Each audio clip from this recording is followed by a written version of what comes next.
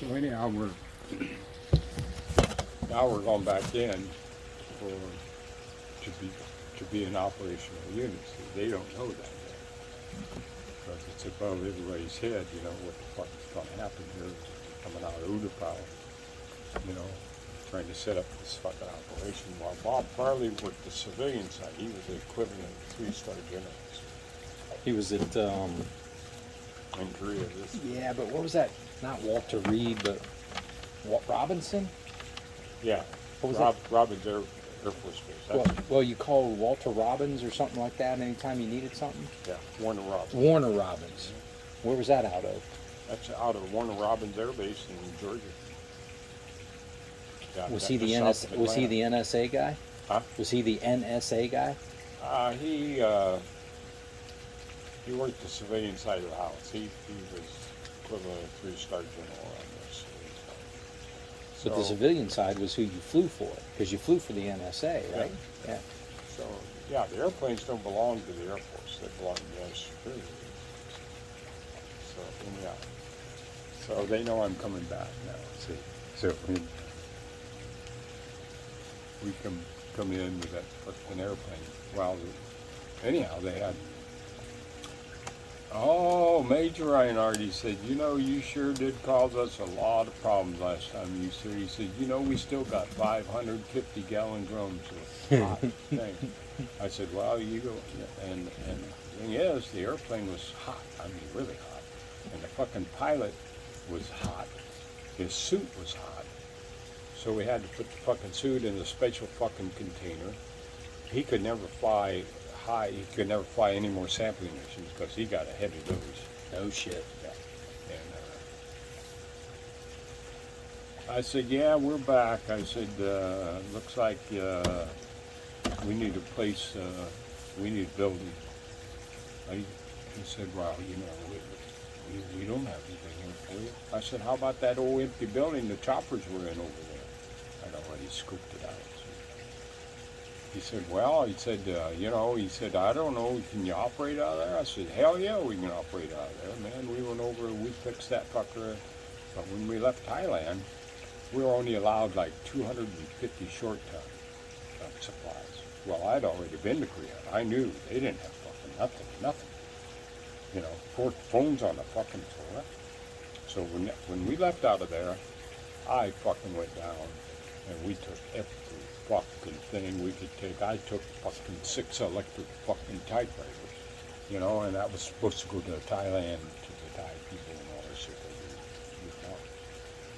And I took desks and I took fucking everything. So Had that loaded up on a C-130? No, we're 130 foot. Wow, we had big ships because they were shipping in big containers. The fucking 80-foot containers were coming in there. I knew that. And that's why I knew I had to have fucking cement to fucking put these motherfuckers on. And they're supposed to be in port in 2 weeks. And then once they offload, they want to come right to the base and they want to set it. And that's when I sold fucking concrete.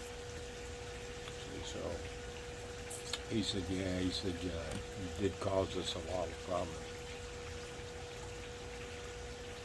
So anyhow, I go see Farley. He said, how you doing down there? I said, Farley's still there? Yeah. Second time back? Yeah.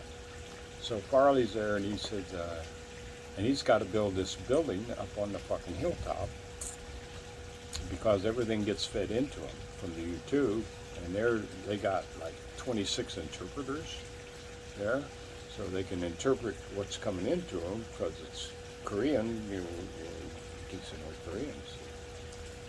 And we fly that fucking mission while the fucking North Koreans are running intercepts on us. So what they do, they get on Mach 2, and then they pop in order to get up to where they can shoot the missile at us. But they never come across that border. So they would run on us, and they would lock on to you. And you had the input in the U2 that they're locked on, and then they go to what they call high PRF, pulse recurrent frequency, which means now they're fucking trapping your ass, which means all they got to do is squeeze the fucking trigger. And you're a dead motherfucker. You know? But they never ever popped one on us. And we were told never to turn the equipment on because we have equipment to jam them. But you don't want to We didn't want them to fucking do all that equipment. So you just sit there and you wait, even though he's in the fucking pop mode, and he's in the high PRF mode and all that shit, and you just sit there and you just, he's gonna fucking fire, you know. Fire. Because once he fires, you can't. You're fucked. Well, what you do is, if you fire and you got fucking time, you put that motherfucker in a 45-degree bank. You could put it in a 45-degree bank at about 70,000. Still make that time. So anyhow, we take that fucking thing off, and I start going to supply, and I get into supply. Supply sergeant. I said, Sergeant, I need some concrete. He said, good luck. He said, right now, he said, it's an 8-month fucking run. I said, you don't understand, look. You gotta get, I said, I got fucking 2 80-foot units coming in 2 weeks. I said, and the concrete has to cure. I said, you know what, why don't you come down? So he come down, I said, come down about 4. Come down at 4, and he meets the fucking pilot, he's gonna fly the fucking mission, has breakfast with him, and watches him get suited up. He goes out, he's in the mobile unit with me, he's out, and we don't get to go until we're at the end of the runway. That's critical. And we sat there for about 5 minutes and finally got to go. So now we're going. And it's about 5 o'clock in the morning. Hi, Mama. So he watched him take off, you know. So I said, you know, he'll be back in about 11 and a half hours. So come on down. So he's in the mobile unit, and we're running down the runway, and he's watching Chase. Saw the pilot get out, saw how he looked, and gave him 2 beers, because that was hospital. That's how you replace the electrolytes. Beer is the quickest thing to replace the electrolytes in the body. And they come out of the hospital. So anyhow, he watches all this.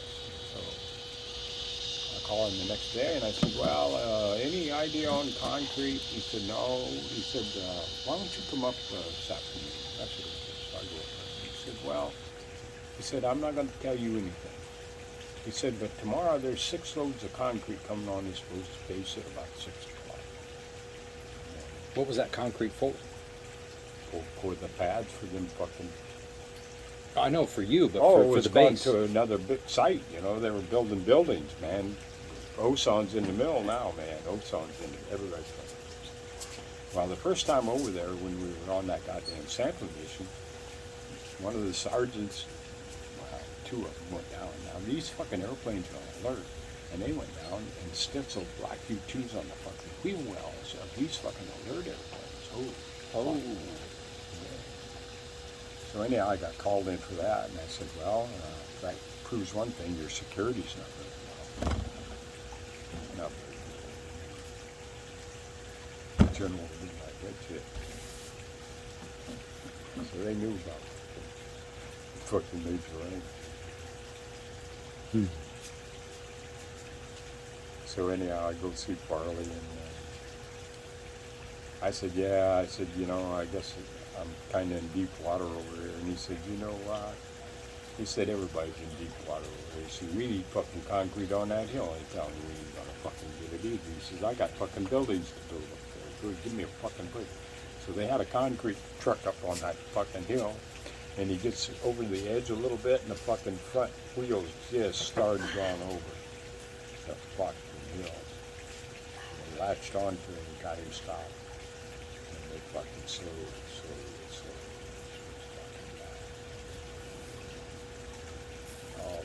this shit. I got 2, 4, 6, 7 cards. You got 7 cards? Yeah, and I got a nice hand. Look at that. Look at them 2, 3s, 4s, 5s, and 6 cards. So did I lose my deal? No. Okay. This is night of forgiveness. Okay. If you look at a calendar, when is June the 2nd? A Thursday? What do you consider 2 weeks from June the 2nd? The 16th? How about you?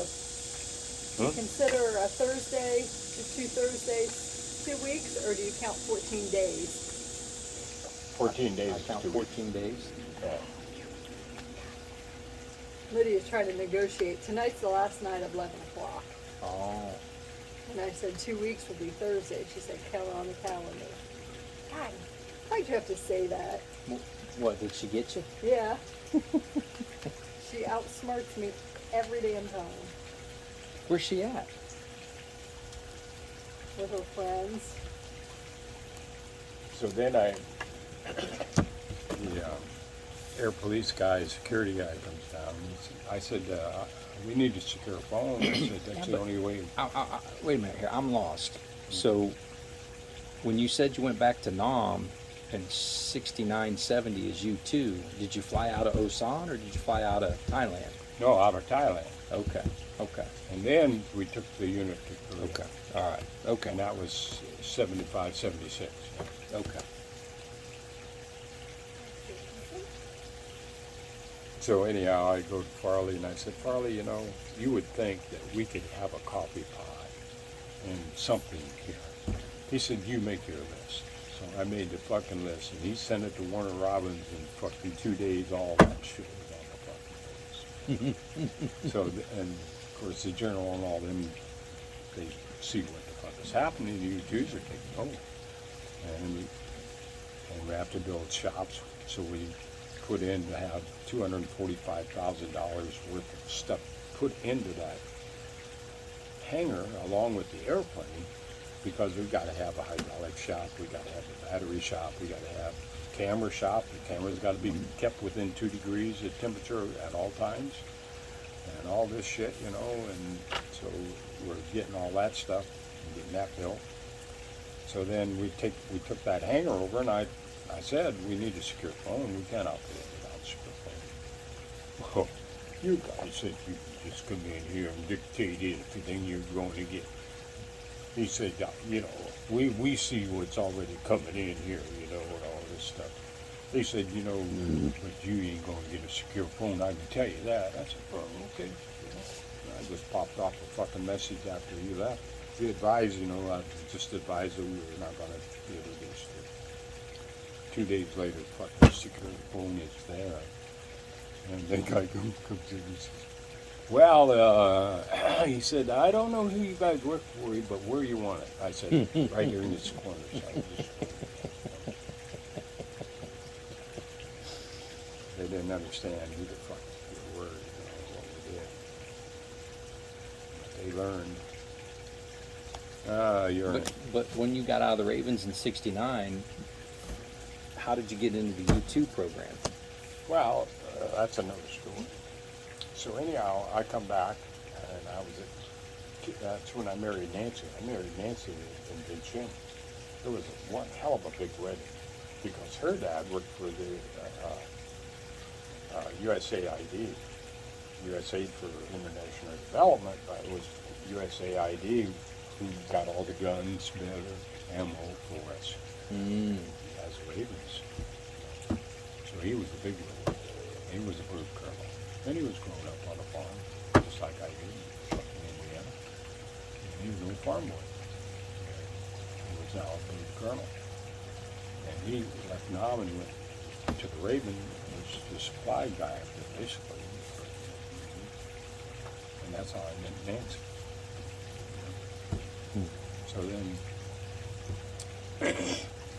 So then when we get out of there, then I come back. I'm in T-37s. I go through T-37 school just up the road in Texas, and then I'm an instructor at Craig Air Force Base, something like that. And I'm there until 72. And that's when I met John, because John was going to workshop a pilot training, and I took him over and fucking soloed him the first fucking flight. And then, so now I'm at Selma, Alabama, you know, and of course, I go to Command and Staff College also. And of course, the commander, he didn't like me there. He said, I don't think you're going to go to Command and Staff. I said, yeah, okay. And I went to fucking Command and Staff. I went fucking over his head. Command and Staff College is a big thing. So I go there, and then out of there, now I'm up for trying to get an assignment, see? So I go out fly out on my own to the U2 group. Because I want to get U2s. Well, I'm a major. They don't want a major. They're fucking captains because they got a captain, a couple captains, and they don't want somebody coming in outranking their captain. So they wouldn't even fucking talk to me. But I talked to the guy at Wing, and he said, well, he said, you know, it's too bad, but you're not going to be. But he knew who I was, and he knew what I was trying to do. So it was about a month later, I fly out again. Same thing. They won't fucking talk to me. So now, when you graduate from command and staff, you dicker for your assignment. So you got 7 people down there, and they got assignments, and yet so many have to go back to like air training. I was out of air training command because I was T-37s, so it's training command. Some were out of fighters, some were all that shit. Everybody's going to command and staff. We had to. Not many people go to command and staff. Not many people go to that college, you know, because they only have so many fucking slots, and you got to be fucking top rated. So anyhow, so I go into the first guy. So this is They're during out of San- T-38s? Huh? This is during T-38 or after T-38 training? This is after. No. This is. I'm already a pilot. Right, Okay, I'm a T-37 instructor now. T-37, okay. Out of Selma, Alabama, but I'm in command and staff college. So now I'm dickering from my assignment. And I go down to the first guy, and he said, well, where you want to do? I said, well, I want to go to U2s. I said, I already been out there twice, I won't talk to him. He said, well, you're probably going to go right back to ATC, or training command, which means I'm back in fucking training command, which you don't get promoted and all that shit. I said, well, you know what? Captain, I don't need to talk to you. I closed the fucking book up and walked down to the next guy. I said, you know, about 2 doors down, there's another guy. I said, you know what? I just talked to this guy up here, and the first thing, and he and I are not talking the same language. I said, I need to go to Davis Mountain. What do you got to go to Davis Mountain? Well, you can be a drone recovery officer. And that's the drones they launch off the 130s. And what you do, once they launch and then they come back to pick up the drone, you got a chopper with a great big fucking net hanging down underneath. And you intercept that son of a bitch in the fucking net. That's what you do. And you control the fucking chopper. You control the chopper to pick that fucking drone up out of the air. That's what you do. That's a drone recovery officer. So I go out there and I sign into the 350th. 349th was the U2 squadron. But the U2 squadron run the T-Bird squadron, which is I have to fly. So I got to be checked out in T-Birds, you know. So I got to go to the U2 squadron because they got to fucking check me out because I haven't flown any goddamn year, you know. So Yeah, but you were in training school. What do you mean you hadn't flown in a year? I hadn't flown in a year because I was at command and staff college for a year. Oh, okay. Gotcha. Yeah. Okay. So now I got to get checked out, flying again and all that shit. Got to go through the whole program. Never flew T-Birds before ever, you know, and all that shit. So new airplane, you got to go through the whole school, 6-month school and all that shit. You know, everything you fucking do. And so I signed into the 350th, which is a drone recovery officer, and I signed in at 7 o'clock in the morning. And there was one sergeant there. He said, oh, you're coming in to be a drone recovery officer. I said, well, I'm here. I said, you know, I got to go down to U2 squadron because I got to check out the TV. And all they did is sign my fucking name and turned right around and walked out the fucking way. And I was in U2 squadron. So anyhow, I'm down to U2 squadron and I stay there. I don't go back. The next day, I don't go to my fucking 350th squadron. I just stay at the U2. And now they know they got to check me out. So anyhow, so I get everything all ready, and I go out to the cockpit of the airplane. I've spent probably at least 10 hours at about 4 different days, man. And I learned every fucking switch in that airplane, everything about that airplane, man, because I've never flown it before. And Is this a prop or a jet? jet, Okay. single. It's an old jet trainer. So anyhow, it was called the companion trainer for the U-2. Well, they ain't no fucking companion. What it had a T-bird cockpit. That's what it had, the U-2. So the U-2 had a T-bird cockpit. That was the only similarity for the motherfucker. So anyhow, my first flight, it's the chief of standboard. The guy that gives check rides, but he's the head honcho. He's a fucking lieutenant colonel, and he's got 4 guys under him, okay, that give check rides. So he flew with me. And so we take off and everything, and you know, he talked a little bit. He said, how many hours you got in the bird? I said, this is my first flight. So I taxied the motherfucker out. Taxiing is only braking. That's Yep. the only way you taxi. There's no steering on the goddamn nose wheel on your computer. So I taxi out, take the motherfucker off, and go up. And I go through the stall maneuvers and everything else, and everything is just very similar to fucking T-37 airplane. And I said, do you mind if I go through the acro? Oh no, he said, go ahead. So I go through all the acro maneuvers. And I mean, I hit everyone right on the head. What is that? What is that? Acrobat. Acrobat Oh, flying. oh. And so we're flying back now, and he said, no, he said, I'm really serious. How many hours you got? I said, this is my first flight. So I go in, I land, and fucking first when you could get on the touchdown, the second or third. And I made 7 fucking landings, and I made SFOs, simulated force out, where you're going to guide the motherfucker in and touch that fucker down and stuff. And, so we're getting out of the airplane, and he said, no, he said, I'm really curious. He said, you know, you fly a pretty good airplane. And I just looked at him, I said, my first flight. So we go in, fucking, in the debrief now. And he said, I know you told me this is your first flight. He said, but I don't believe you. He said, so he picks up the fucking phone. He calls Form 5. Form 5 keeps all the track of how many hours you got, what airplanes you flew. Well, no T-bird. And he looked at me and he said, what's your relationship with God? Honest God. I said, what do you like? I said, wow, Ward, I got a pretty good relationship with you. I said, I'm just fine. That's how I got in fucking U2s. 3 days later, I was in the U2 program. No So shit. now I stay in the fucking U2 program. And about 2 months goes by. And Red Bounds is the commander of the 350th, wants to know where this fucking Major Where this Reinhardt Reinhardt is to do the fucking drone recovery. drone recovery officer. Guess what? He found out from the fucking wing commander. Oh, Major Reinhardt. Oh, he's our new U2 student.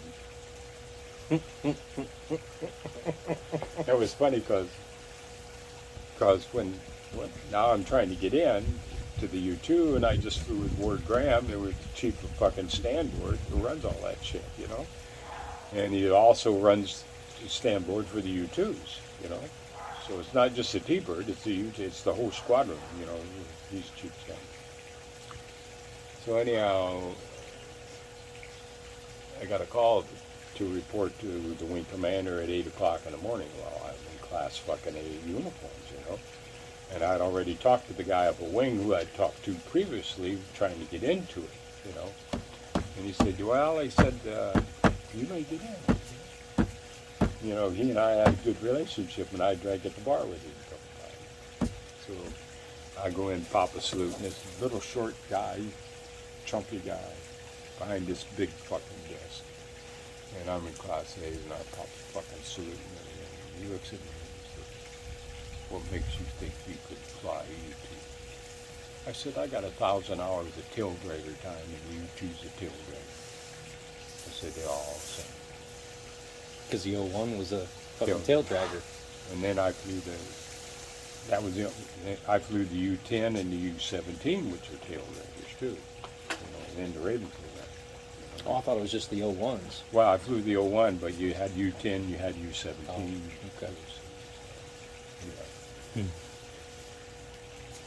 he took one look at me and he said, well, okay, welcome. Fucking saluted and turned out of there. And he and I become the best of fucking friends, old Stratton. And I've become the fucking main instructor in U2s. Was that the guy that said put him with Reinhardt, or was that with John? That guy that said put him with Reinhardt. Yeah. Was that with the T-38 school or No, T-37? no, that was U2s. That was U2s as well. Yeah. Because I thought that was the guy that said, once you save John, I thought that was the guy, the commander there was the guy that said, put him with Reinhardt, put him with Reinhardt. Okay. There was another guy in U2 who was going to wash out. And they give it, he had a different instructor, same fucking thing. And I took him up and he come back and I said, you know what, this is your last fucking flight. This is your last chance. I said, so you either fucking perform today or you're the fuck out of here tomorrow, motherfucker. You know? I said, so it's no bullshit here. You know? We're going to take this fucking airplane back and we're going to go through everything here and we took it up in the air and you got everything right and get the fuel balance right and you come in and fucking first fucking landing, fucking popped off the fucking winch wheel back up in the air and he's on the go, I said, well, you ain't gonna fucking make it doing it that way. I said, you gotta bring this fucking thing in, drag the motherfucker in, you gotta stall the cocksucker out. You gotta keep the goddamn wings level. Everything's gotta be perfect on this son of a bitch, or you can't fucking land it, man. You know that. So anyhow, I made about 4 dog shit landings, and about the sixth one, and I just said a couple words in between all this stuff. I said, keep the nose up, hold it off, hold the fucker off, hold the motherfucker off, don't let it land. I said, it's okay if you come down tail first, and then hit the front up, because then it's stalled. Otherwise the tail wouldn't have come down. If the tail's up, don't try to land it, because you'll hit the front truck in the 6 landings, 6, 7, 8, 9. And then Stratton, the wing commander that got me in, comes down to debriefing. I said, well, all I could debrief is, he said, I don't need a fucking debriefing, I was out there watching it. He said, you know what? We don't have a fucking student problem, we got an instructor problem. He said, I want you to get all these fucking instructors together, and somehow you guys got to standardize your fucking procedure. I said, sir, every individual, every pilot that I fly with is different. And every pilot, every instructor you have teaches different. And I teach different than anybody else.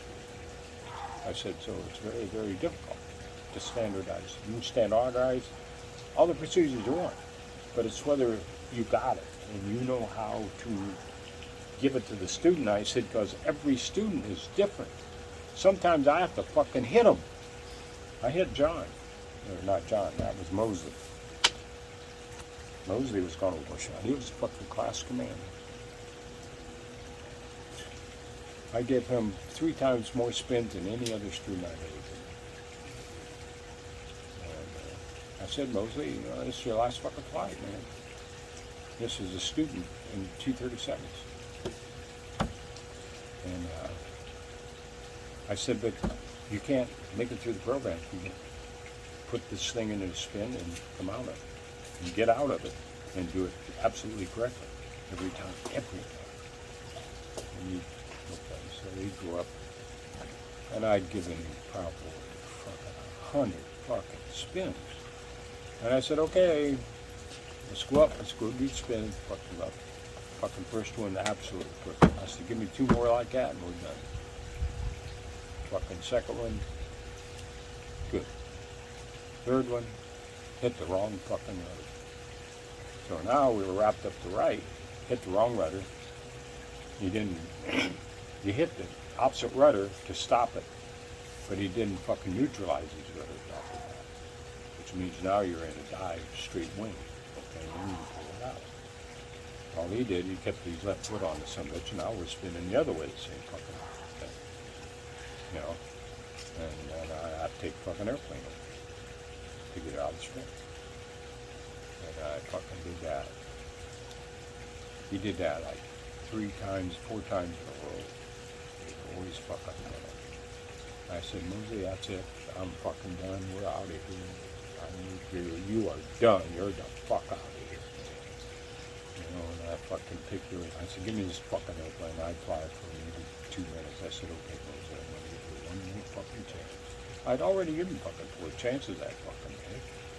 I said, I'm gonna give you one more fucking chance. If you give me fucking 3 in a row, you're in the public. And he fucked that up. So then I said, no, fuck you. I said, you know what? I cannot fucking believe you can do everything else, but you can't fucking put this in and out and give me 3 of them to make it happen. I said, you're the fucking class commander of this goddamn outfit. You know, of your fucking class. What the fuck are they gonna think about your ass, huh? I said, I fuck you. I'm over. And I fucking fly about 2 minutes. I said, where's it? Last fucking chance. I said, you know, we don't want to. I said, so this is your fucking last chance. Give me 3 perfect hits. Took it back home. It's a no shit story. Dude, I got a lot of them. That's awesome.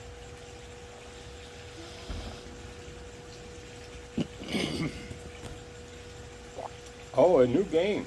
Yeah, new game there, Capitano. Oh, and you're dealing. You must well, I had to deal again, you know. Oh, so it's now 2-1. So It this is. is the rub-a-dub. It is the rub-a-dub. This is the rub-a-dub. All right, so let's see. Let's start with a 9. 19. 29.